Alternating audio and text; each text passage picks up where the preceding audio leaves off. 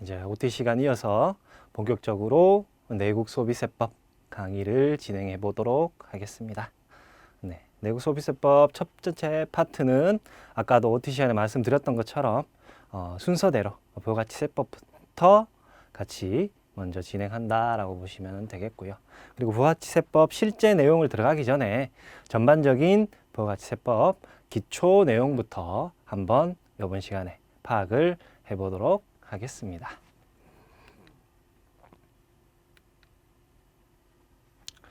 자, 우리 책 편제는 총 6파트로 부가가치세법 나눠져 있고요. 부가가치세 총칙, 전반적으로 이제 부가세 사업자 분들에 대한 신고, 그 다음에 납세지 뭐 이런 것들, 납세 장소 같은 것들에 대한 것들을 첫 번째 파트에서 배우시게 되실 거고요. 두 번째 과세 대상 거래, 부가세율을 적용해서 부가세가 과세되는 거래인가 아닌가 라고 하는 내용을 두 번째 파트. 그 다음에 세 번째는 이제 우리 수출하는 거래들이나 아니면은 생활의 필수재와 같은 것들 관련돼서 적용되는 영세율과 면세 부분이 세 번째가 되시겠고요.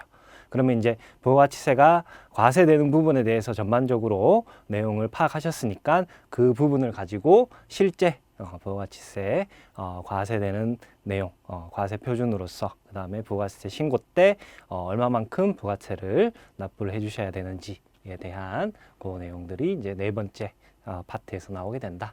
그리고 나서 그 이제 정리된 자료를 가지고 이제 신고를 하셔야겠죠. 뭐 환급이 되실 수도 있고 아니면 잘못 신고하셔가지고 다시 신고를 하신다든지 하는 내용들, 그런 부분들이 이제 신고와 납부 부분에 있다라고 보시면 되겠고요. 마지막 6번째 간이과세 파트. 간이과세 파트가 우리 간이과세와 보칙으로 되어 있는데 우리 개인 사업자 분들 관련돼 가지고 나라에서 특별히 법으로 정해 가지고 이 정도 매출이면은 부가세 포함 공급 가액과 공급 대가, 부가세를 포함한 금액, 공급 대가인 금액이 이 정도 이하면 좀 뭐 신고나 부가세 신고나 이런 것들 귀찮잖아요. 매번 하게 되면 나중에 나오겠지만 뭐 부가세는 법인 사업자 같은 경우에는 1년에 4번 신고 납부, 개인 사업자 같은 경우에는 1년에 2번 신고 납부, 2번 부가 납부 되는 것들이 있는데 간이과세자로 지정이 되면 어느 정도 매출 이하이시면 그 부분들에 대해서는 1년에 1번 신고 납부, 그 다음에 1번 부가 납부, 고지 납부 된다라는 내용을 6번째 파트에서 배우게 되신다라고 보시면 되시겠습니다. 네. 책의 전반적인 그 편제는 이렇게 6번째로 되어 있고요.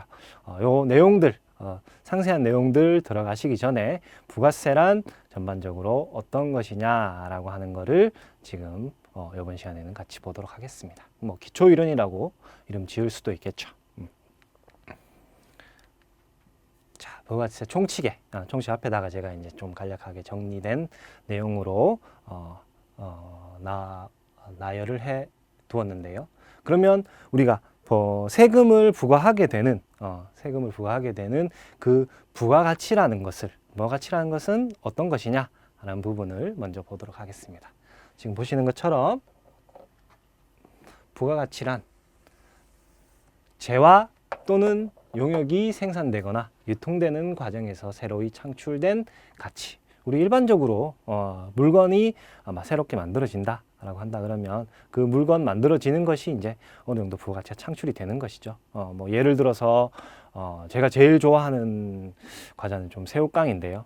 그 새우깡은 원재료인 뭐 밀가루나 이런 것들 그 다음에 뭐 향신료도 좀 들어갈 거고요. 그런 것들을 혼합해 가지고 새우깡 하나가 만들어진다면 그 전에 기본 원재료였던 것을 바탕으로 새우깡으로 새롭게 부가가치가 창출이 되면서 만들어지게 되시는 거니까 그 새우깡 만드는 그 회사에서 새롭게 부가가치가 만들어지는 거죠. 그런 것들이 일반적인 재화의 공급에 해당하는 부가가치가 되실 거고요. 두 번째로 보실 수 있는 게 뭐 용역의 공급, 부가가치 과세 대상에 해당하시는 부가가치로서는 우리 물건을 옮겨준다든지 우리 운수업을 하시는 분들은 뭐 물건을 옮겨준다든지 하게 되면 그런 것도 뭐 한 장소에서 A라는 장소에서 B로 옮겨주는 용역을 제공하셨으니까 그런 것도 부가가치에 해당이 된다. 그 자세한 내용들은 차후 파트에서 보시면 되시겠고요. 그래서 어느 정도 부가가치는 이런 내용이다 라는 걸 좀 개념을 좀 잡아두시면 되실 것 같고요.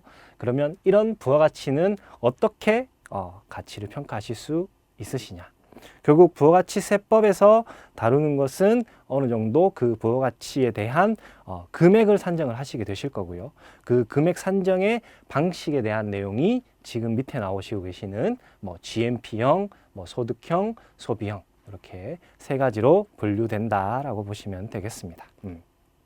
그래서 뭐 부가가치 세법은 단순하긴 하죠. 단순하게 봤을 때 그냥 단순히 그 공급 가액이라는 부분에 곱하기 10% 부가가치세율 10%를 할 것이냐 말 것이냐라고 결정이 되는 어떻게 보면 단순한 세법이라고 보실 수가 있는데 그 10% 세율을 곱하게 되는 그 부가가치를 계산할 때 계산하게 되는 대상과 그 금액을 산정할 때 내용을 지금 좀 보게 된다라고 보시면 되겠습니다.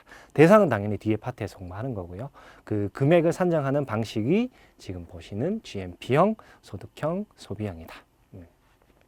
자, 그래서 첫 번째로 GMP형은 총 소비액의 투자액, 총 투자액을 더한 금액을 이제 부가가치로 봐서 거기다가 곱하기 10%를 하게 된다라고 보시면 되겠고요. 소득형은 총 소비액, 총 소비액에 그 다음에 순 투자액을 더한 금액만큼을 부가가치로 봐서 부가가치세를 적용하게 된다. 그리고 마지막으로 소비형. 지금 우리 부가가치세법에서 채택하고 있는 것은 부가가치 계산할 때 소비형을 채택하고 있는데 그 소비형은 총 소비액.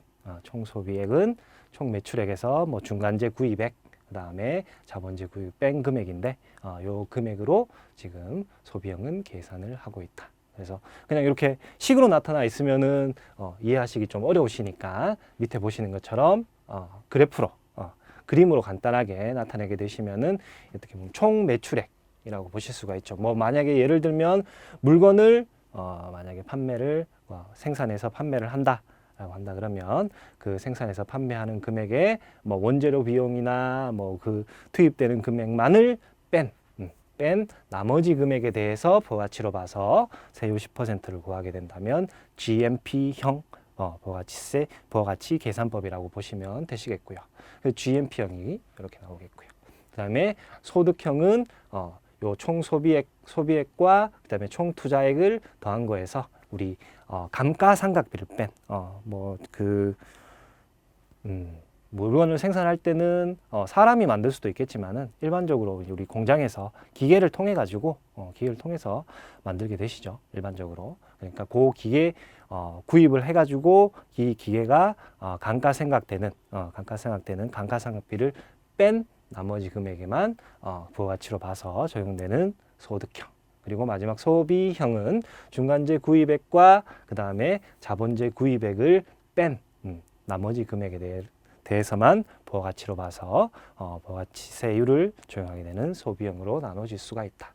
그래서 여기서 가장 큰 차이점은 지금 보시는 것처럼 우리가 자본재를 구입할 때도 부가세가 납부가 되고 그 구입한 금액만큼이 차감이 돼서 부가세율을 곱하는 것이 아니라 포함이 돼서 지금 부가가치가 계산되어지기 때문에 자본재에 대해서 어떻게 보면 좀 이중과세가 되기 때문에 자본재 투입, 즉 기계장치를 구입해서 우리가 더 많이 만들어야지 하는 그런 기업의 투자 요인을 좀 억제할 영향이 좀 있으세요. GMP형은.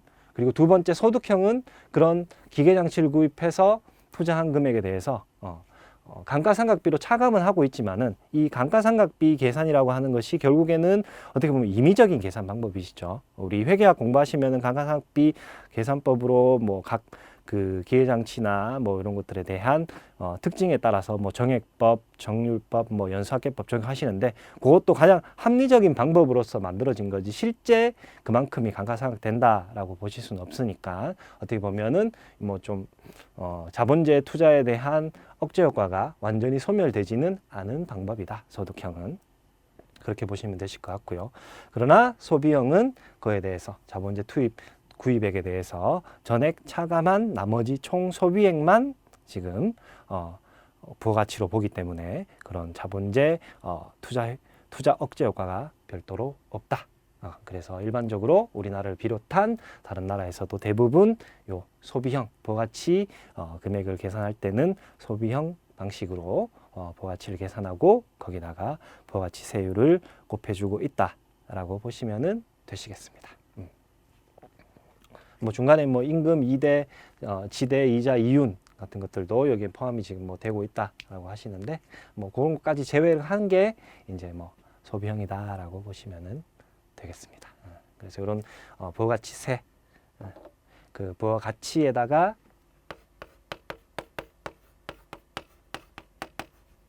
곱하기 세율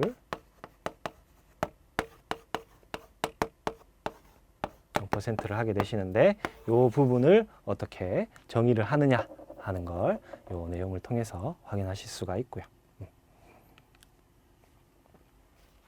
그 다음 부가가치세에 대한 전반적인 특징들을 이렇게 좀 나열해 놓았습니다. 그래서 첫 번째로 부가가치세는 모든 거래 단계에서 생성되는 부가가치에 과세되는 조세로 그 부담의 전가를 예상하는 다단계 일반 소비세이다. 그래서 첫 번째로 일반 소비세이기 때문에 모든 재화나 용역의 소비 행위에 과세가 되어진다.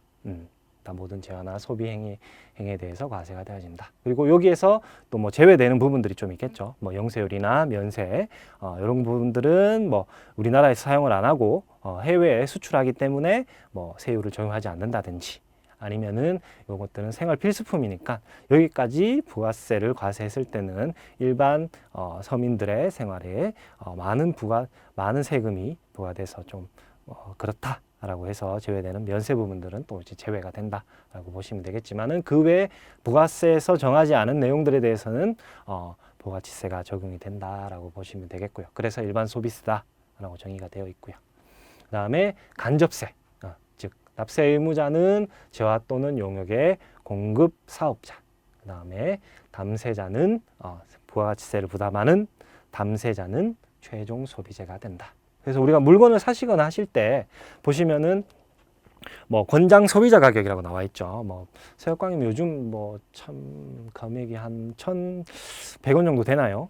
아니면 1,000원 정도 되는 것 같은데 요즘 잘 안 사 먹어서 다이어트 중이라서 좀 사 먹지 않고 있다 보니까 가격을 잘 모르겠는데 그 권장 소비자 가격이 만약에 1,000원이다 라고 한다 그러면 물건을 사실 때 일반적으로 공산품인 경우에는 그 1,000원에다가 110분의 100 한 금액이 나중에 배우시게 될 공급가액이 되실 거고요. 110분의 10 하신 금액이 우리 지금 보시는 것처럼 부가가치세가 되실 것이다. 그래서 내가 만약에 1,100원짜리 물건을 사셨다 라고 한다 그러면 나는 이미 부가세까지 포함한 금액을 새우깡 만드는 농심인가요? 농심에다가 지불을 하게 되고 그러면 그 1,100원에 대해서 농심에서는 우리가 1,000원짜리 물건을 부가세까지 포함해서 팔아서 신고합니다 라고 하면서 나중에 과세관청에다가 1,000원 공급가액에 대한 100원 부가세를 신고 납부하시게 되실 것이다. 그래서 실제 부담하는 것, 물건을 사실 때 부가세를 부담하는 최종 소비자와 그 다음에 과세관청에 납부를 하게 되는 납세 의무자가 다른 간접세이다. 그 다음에 세 번째, 다단계 과세 방식을 취하고 있다. 각 거래 단계에서 창출한 부가가치세 과세가 된다라고 나와 있는데요. 요거는 간단하게 그림으로 조금 설명을 드리면은 제가 좋아한다는 말씀을 드렸던 새우깡을 예로 들어서 한번 설명을 드려보도록 하겠습니다.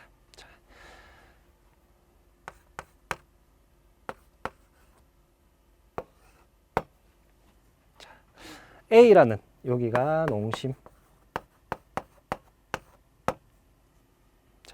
처음에 농심이 최종적으로 새우깡을 만들기 위해서는 각종 원재료 등이 필요하겠죠. 뭐 밀가루나 이런 것들 관련돼 가지고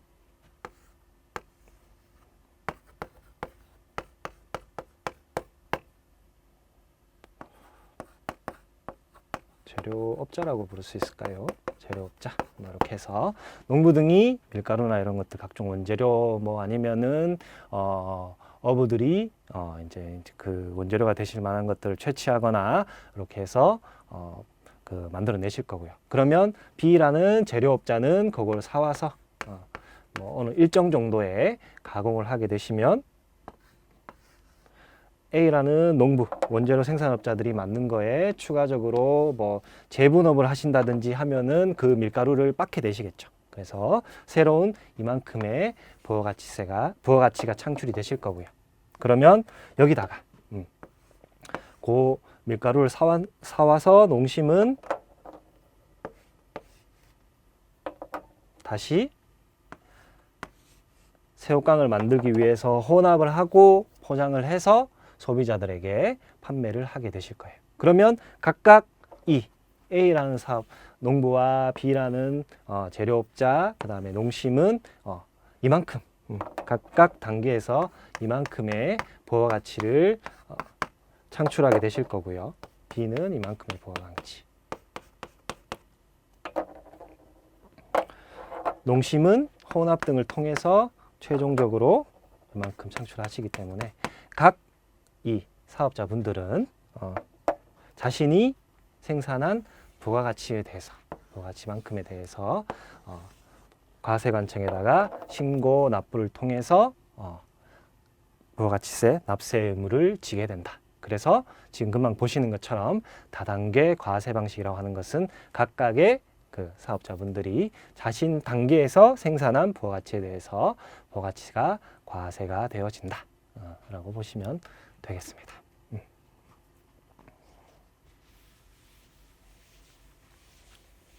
자, 그리고 이런 부가가치를 계산하는 방식은 지금 보시는 것과 같이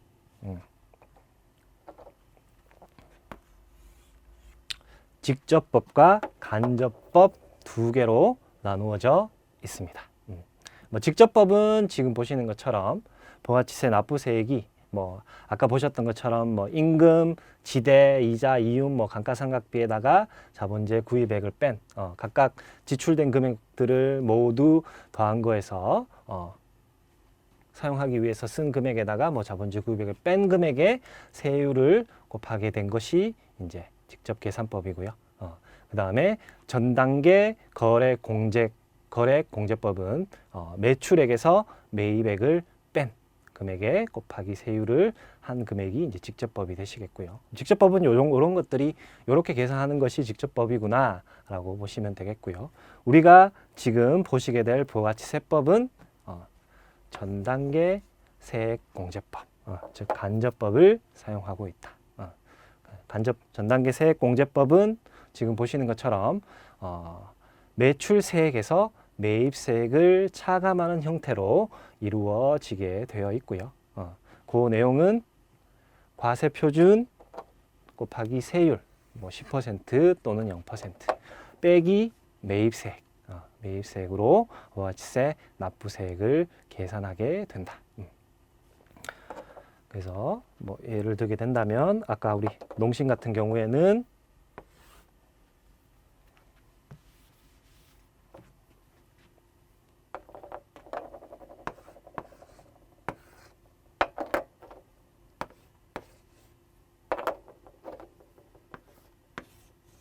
이렇게 최종적으로 부가가치, 본인이 생산한 부가가치에 대해서만 과세가 되게 되시는데 이때 요 부분만큼은 앞에 A 농부와 그 다음에 B 재료업자로부터 구입한 부분이기 때문에 요 부분에 대해서는 매입세액으로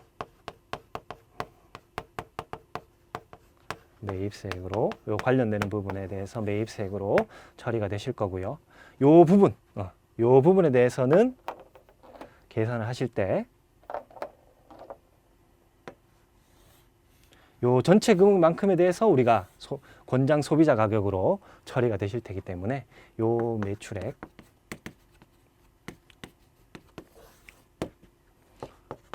매출액에 곱하기 세율 한 매출세액을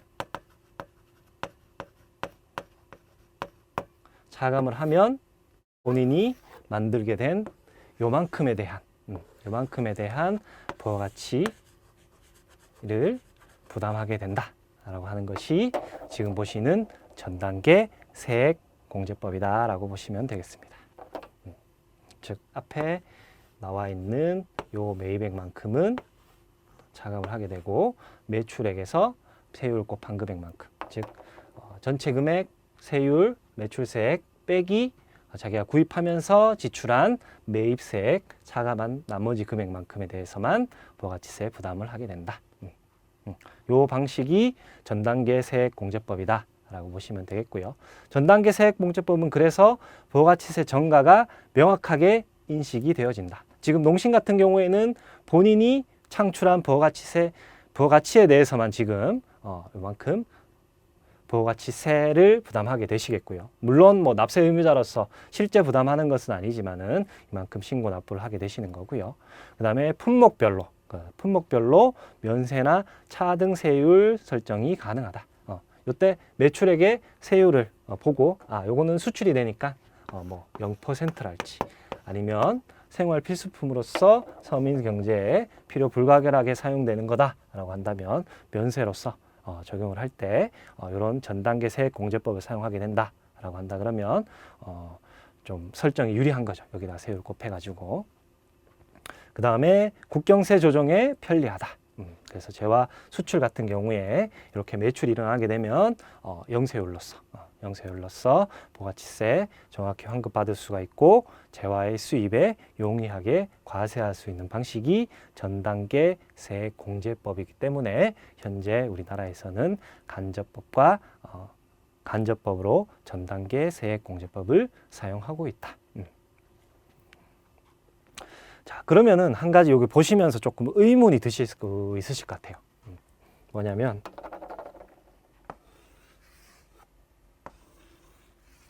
자, 직접법에서 전단계 거래공제법과 그 다음에 간접법에서의 전단계 세액공제법이 아니 뭐 별도로 큰 차이가 없지 않느냐라고 생각이 드실 수가 있어요. 결국 보면 매출액에서 세율 곱한 거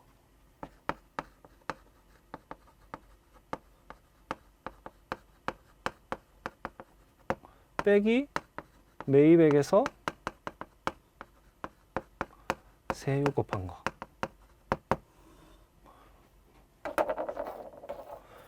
그것과 전단계 세액공제법에서 계산할 때 매출세액 에서 매입액 빼는 거하고 뭐 계산식은 거의 동일한데 뭔가 차이가 있을 수 있느냐라고 생각하실 수가 있는데 앞에 전단계 거래공제법 같은 경우에는 매출액 같은 경우에는 당연히 이제 뭐 세금 계산서를 발행한다든지 뭐 신용카드 발행한다든지 해가지고 발생하는 부분들에 대해서 이렇게 매출액에다가 세율을 곱하고 그다음에 매입액 같은 경우에도 뭐 세율 곱해서 본인이 직접 구입을 했던 내역이 있다면은 거기에 대해서 뭐 세금 계산서 이런 거 없더라도 실제 돈이 나가서 지출해서 사용한 금액이 있다면 그 금액만큼을 차감을 해서 뭐 세금 계산서 받지를 못하는 경우도 있겠죠.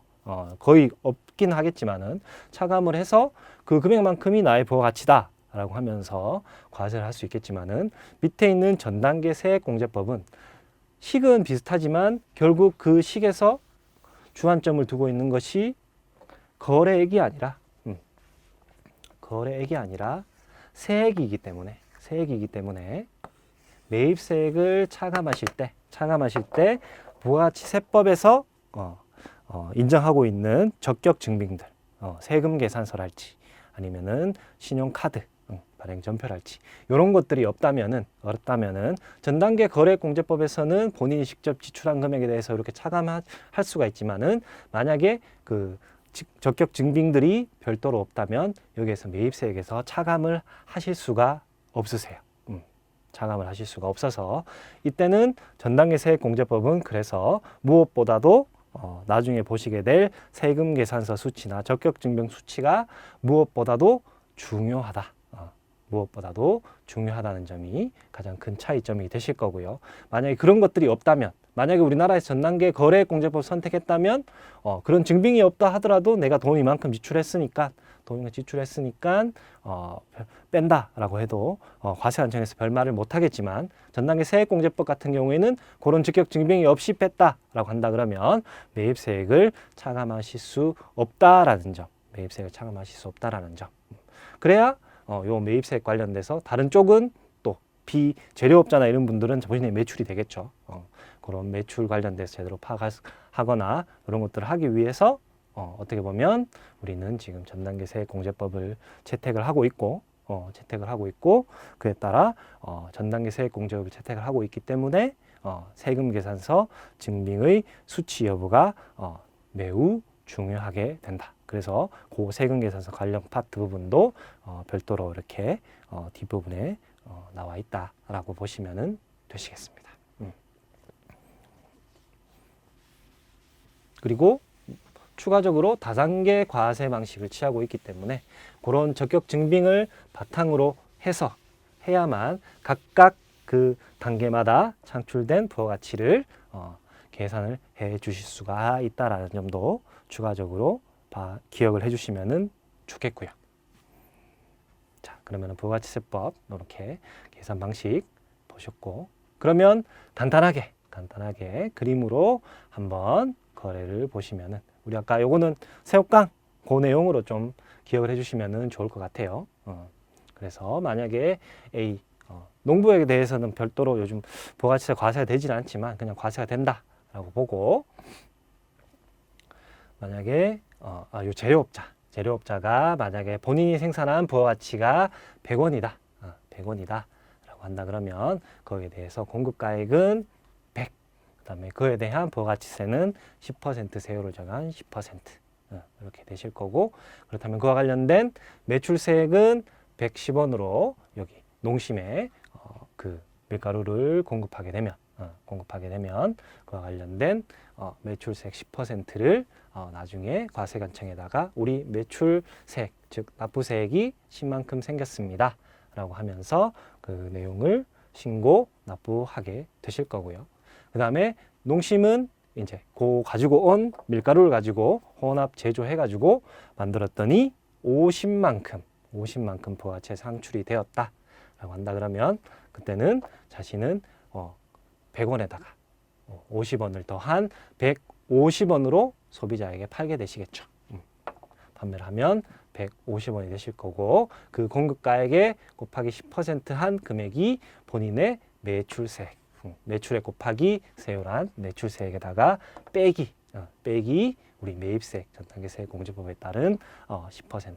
요 금액은 우리 아까 밀가루 재료업자로부터 받은 세금계산서 요 부분으로 확인되는 부분을 차감을 하게 되면 각각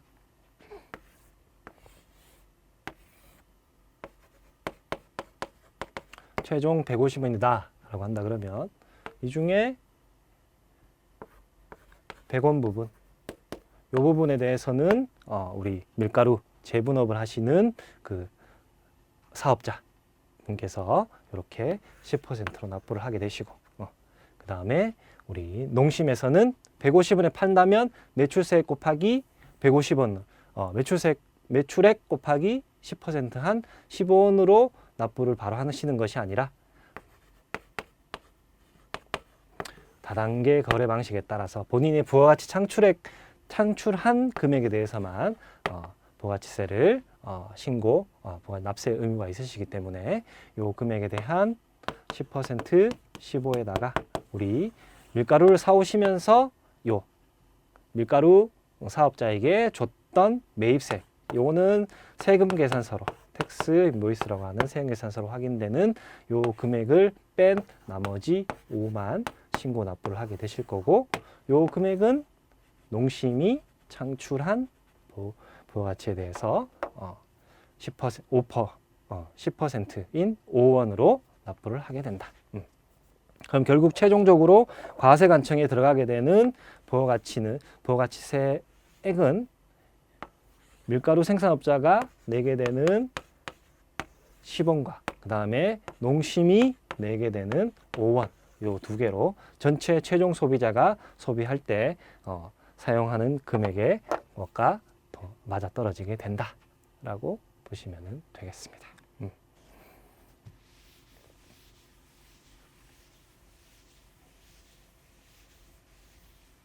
자, 그리고 여기서 한 가지 또 우리 나중에 이제 그 공부를 하시면서 보시겠지만 과세 대상이 되는 것, 부가가치세법에서 과세 대상이 되시는 것이 재화 또는 용역이 아니라 정의되어 있는 바로는 재화의 공급, 그 다음에 용역의 공급, 재화의 수입 같이 그 자체, 용역 자체, 재화 자체가 아니라 그 재화를 공급해주는 행위, 동적 행위, 그 다음에 용역을 공급해주는 행위, 그 동적 행위에 대해서 부가가치세가 과세가 되기 때문에 부가가치가 창출이 된다라고 보기 때문에 일반적으로 보시면은 나중에 뭐 그림상이나 이런 거에서 해석이 되어진다라고 한다면 이렇게 요 단계에서가 아니라 뭐 그림 뭐 거래를 표시를 하실 때 A와 B가 뭐 재화를 공급하고 그 대가를 받는다라고 한다 그러면 요 재화 자체에 대해서 부가세가 10% 매겨지는 것이 아니라 재화를 공급하는 요 자체에 대해서 10%가 부과가 되기 때문에 나중에 그림이나 이런 것들 많이 보시면은 아마 대부분 다 요 화살표 위에 이 재화의 공급이나 용의 공급의 금액 그림들이 조금 나타나 있다라는 거 그런 것들 조금 한번 기초 이론 시간에 체크를 해두시면은 나중에 재화의 공급이나 용의 공급을 이해하시는데 조금 도움이 되지 않을까 싶어서 간단하게 말씀을 좀 드렸고요. 그 다음에 국경세 조정이라고 나와 있는데 이 부분은 세 번째 파트인 우리 영세율 부분에서 이야기가 되어지실 부분인데 보시면은 생산지국 과세 원칙과 소비지국 과세 원칙 이렇게 두 가지로 부가가치세 관련돼 가지고 그 물건이나 용역이 생산된 물건이 생산된 그 나라에서 과세권이 있느냐 아니면은 그 물건이 넘어가서 소비되는 그 소비지국의 과세권이 있느냐가 이제 각각 생산지국 과세 원칙, 소비지국 과세 원칙으로 나눠지고 있는데 우리는 일반적으로 뭐 대부분의 나라들이 소비지국 과세 원칙을 사용하고 있다. 소비지국 과세 원칙을 사용하고 있다. 그래서 뭐 일예를 들어 가지고 하나 설명을 드리면은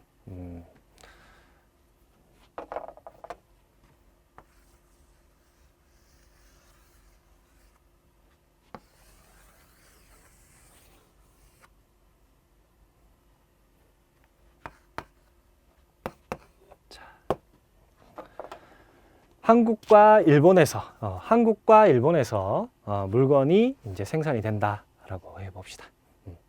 그리고 한국은 지금 부가가치세가 10%가 적용이 되고 있죠. 10%가 적용이 되고 있고 일본도 지금은 이제 소비세라고 일본에서는 이제 부가가치세를 소비세라고 이야기를 하고 있거든요. 지금은 이제 10%가 적용이 되시는데 이전까지는 뭐 8% 점점 이제 세율을 올려왔었어요. 그 전에는 뭐 5% 뭐 이렇게 적용이 됐다. 그래서 지금 현 상황에 예를 들기 위해서 말씀을 드리는 거니까 현 상황에 예를 들어서 한국은 10%, 일본은 현 상황은 10%지만 만약에 5%다 라고 해서 예를 들고 요 생산지국 과세원칙과 소비지국 과세원칙을 설명을 한번 드려보죠. 자, 그래서 만약에 예를 들어서 우리 새우깡이 우리가 알고 있지만 일본에도 유사한 제품이 좀 있죠. 뭐 좀 알 수는 없지만 뭐 카피를 했다든지 뭐 이런 것들도 좀 있고 뭐 하다 보니까 뭐 비슷한 제품이 있는 것 같더라고요. 제 이름은 제가 정확하게 기억은 안 나지만은 그런 것처럼 만약에 새우깡을 우리나라에서 생산해서 생산지국 과세 원칙에 따라 가지고 일본에 수출을 한다라고 가정을 했을 경우 그러면 뭐 N으로 설명을 해서 만약에 100엔이었어요. 100엔이면 우리 당연히 국내에서 사용할 때는 110원에 부가세 붙어서 소비자 권장 가격으로 판매가 되겠죠. 엔화로 환산했을 때. 그래서 요 내용을 가지고 만약에 일본에 수출을 한다라고 한다고 가정을 해봅시다. 그리고 일본에서도 똑같은 새우깡을 생산하는데 역시나 소비자 권장 가격이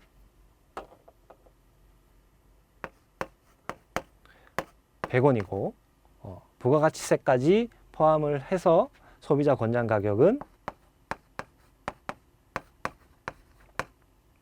105원이다 라고 한다 그러면 우리나라 새우깡을 일본에 수출했을 때 생산지국 과세 원칙에 따른다면 110원, 그 다음에 일본에서 생산한 새우깡은 105원이다 라고 한다 그러면 당연히 합리적인 소비자라면 가격이 싼 일본 제품을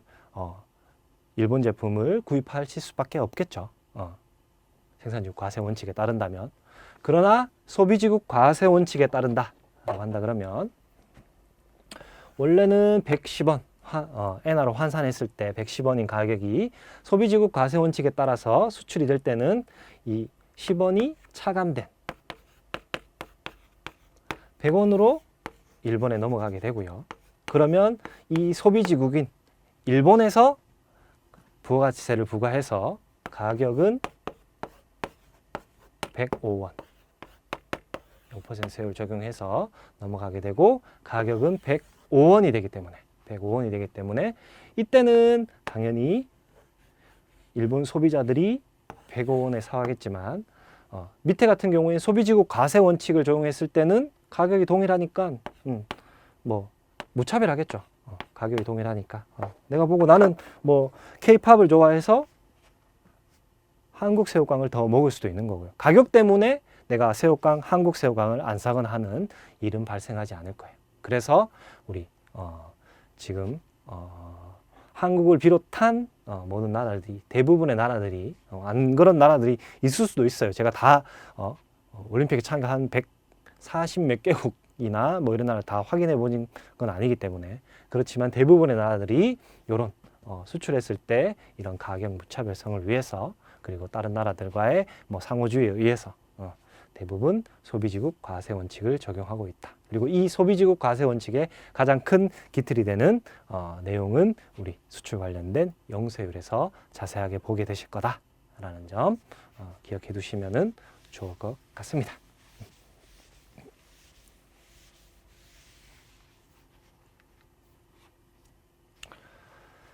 네, 그래서 소비지국 과세 원칙 관련돼서 우리 금방 일반적인 거래에 대해서 그림으로 한번 설명을 드렸는데 나중에 배우게 될 3장, 4장 관련되는 영세율과 면세에 대해서도 간략하게 조금 그림으로 설명을 드리면은 우리 재료업자 내용은 동일해요. 같이 10% 적용이 되지만은 이 새우깡을 만약에 수출을 하게 된다라고 한다 그러면 이거는 해외 소비자가 되시겠죠.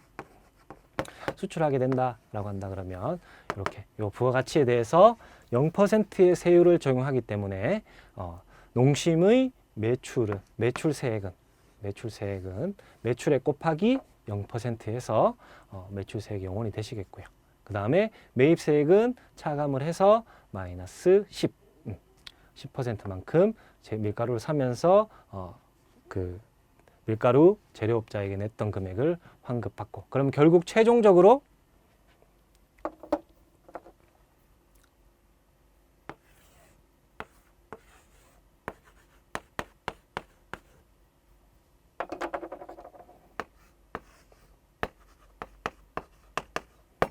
이와 관련돼서 아까는 150원에 10% 해가지고 15원 그리고 100원에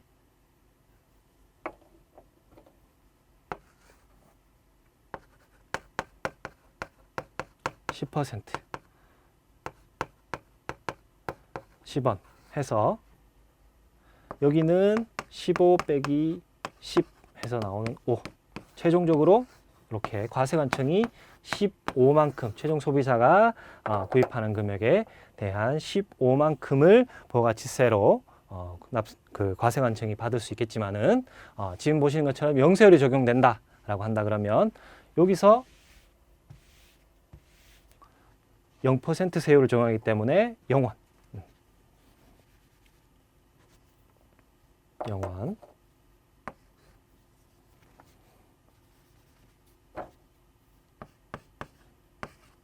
그러면 그 금액만큼 마이너스 10을 농심에게 돌려주게 되겠고요.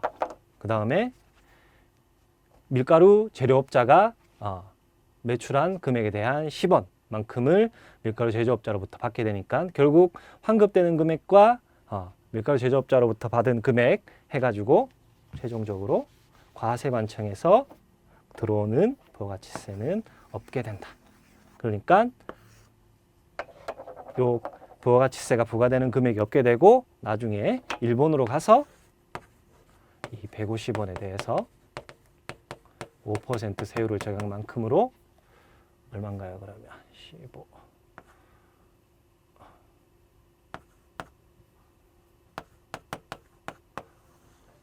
가격 무차별한 금액으로 적용될 수 있도록 용세율은 적용을 해주게 된다. 이런 게 용세율의 그래프가 되시겠고요. 그 다음 밑에 면세 관련되는 내용을 같이 한번 보게 되면은 자, A 밀가루 생산업자가 생산한 거에 대해서는 똑같이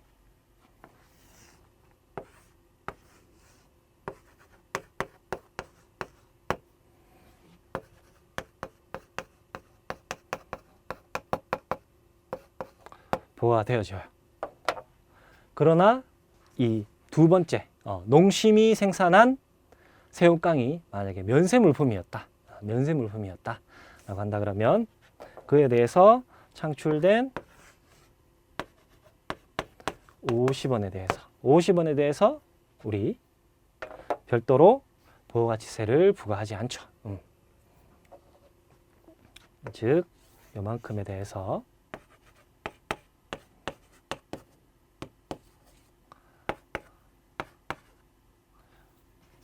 별도로 세율을 부과하지 않는다. 생활 필수품이기 때문에 뭐 0%를 적용하는 0% 적용한다기보다는 부가가치세 자체를 부과하지 않는다. 곱하기 0%가 아니라 부가가치세 자체가 적용되지 않는다. 그러면 결국 이 농심은 최종 소비자에게 팔 때, 세용 소비자에게 팔 때 이와 관련돼서 본인이 창출한 금액, 그 다음에 본인이 구입한 금액에다가 플러스 밀가루를 사오면서 부담했던 금액까지 포함해서. 왜냐하면 면세사업자는 아까 보셨던 것처럼 용세율 적용되는 수출품처럼 환급이 되거나 이런 것들이 발생하지 않기 때문에 요 50원과 그 다음에 100원 에다가 플러스 본인이 밀가루를 사오면서 부담했던 10% 요 금액까지 합산을 해서 소비자 가격을 책정하게 될 거다. 소비자에게 전가하는 부분이죠. 소비자에게 전가한 부분으로 처리가 되는 부분이 면세에서 적용되어지는 부분이다 라고 파악을 해두시면 되시겠네요. 그래서 요거는 최종 소비자 부분의 최종 부담이 10이 일어난다. 요 부분에 대해서는 별도로 10%나 적용이 안 되기 때문에 요 부가가치 창출에 대해서는 별도로 세율이 적용이 안 되시기 때문에 그에 대해서 신고나 이런 것들을 할 필요가 없고 그러면 그에 따른 환급이나 이런 것들이 발생하지 않아서 본인이 원래 환급 받아서 돌려받을 수 있는 금액을 소비자에게 전가함으로써 결국 소비자에게 금액이 요만큼 상승하게 되는 효과가 발생을 하게 된다라고 보시면 되시겠습니다. 네, 이렇게 해서 영세율과 면세 다음 3장에서 다시 한번 같이 보시게 되실 거예요. 보시게 되시겠지만 그래도 한번 전체적인 내용들 설명드리면서 말씀드리고자 이렇게 정리를 해서 설명을 드렸고요.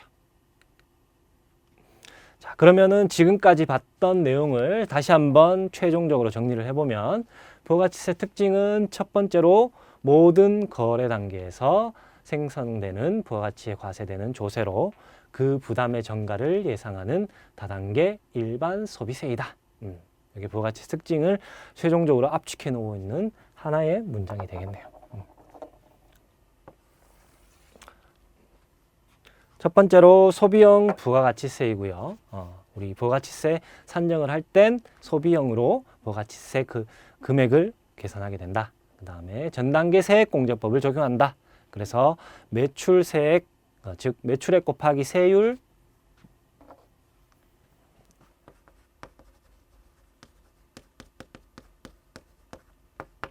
매출액 곱하기 세율 빼기 매입세액 전단계 거래공제법이 아니다. 그래서 세금 계산서가 중요하다. 그리고 과세 주체가 국가이다. 그래서 국세이다. 그다음에 간접세이다. 납세 의무자. 신고하고 납부하는 것은 그 생산한 농심이 되실 거고요. 실제 부가가치세를 부담하는 것은 그 물품을 사용하는 용역을 사용하는 소비자가 된다. 그 다음 일반 소비세이다. 모든 재화 용역의 소비에 과세가 된다. 그와 대칭되는 것이 우리 부가가치세 끝나면 배우게 될 특정 재화에 대해서 과세가 되는 개별 소비세가 일반 소비세가 소비세와 대칭되는 대척점에 있는 세금이다라고 보시면 되겠고요. 그 다음에 다단계 거래세이다. 모든 거래 단기마다 과세가 된다라는 거. 그리고 역시 개별 소비세는 단단계 거래세로서 반출 시에만 단 1회 과세가 되는데 어떻게 보면 일반 소비세와 다단계 거래세라는 특징에 대칭이 되는 것이 개별 소비세법이다 라고 이렇게 체크를 해 두시면 되시겠고요. 그리고 아까도 말씀드렸던 영세율 관련되는 부분 적용해서 우리 소비지국 과세 원칙을 채택하고 있다. 국제거래되는 상품에 대한 과세는 수입하는 나라에서 과세가 이루어진다 라고 하는 것이 이제 우리 전반적인 부가가치세의 특징이다라고 보시면은 크게 걱정이 무방하시리라 보여집니다. 네, 이렇게 해서 우리 부가가치세 기초적인 부가가치세 들어가시기 전에 기초적인 내용들 한번 훑어보셨고요. 잠시 쉬었다가 이제 실제 부가가치세 총칙 내용들 한번 들어가 보도록 하겠습니다.